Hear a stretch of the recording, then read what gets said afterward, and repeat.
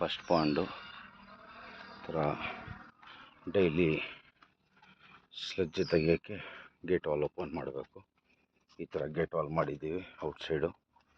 ಇದು ಸೆಂಟ್ರಿಗಿರುತ್ತೆ.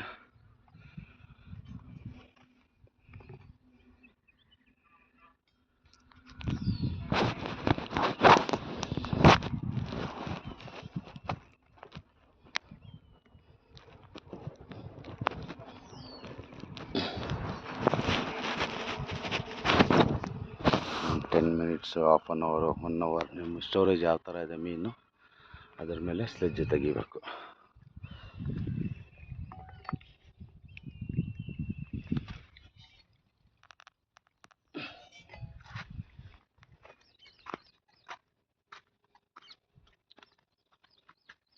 ಇದು ಫಸ್ಟ್ ಪಾಂಡು.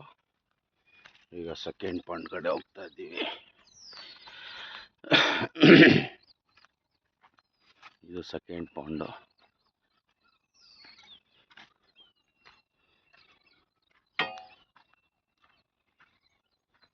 ಇದರ ಗೇಟ್ ವಾಲ್ ಇಲ್ಲಿದೆ.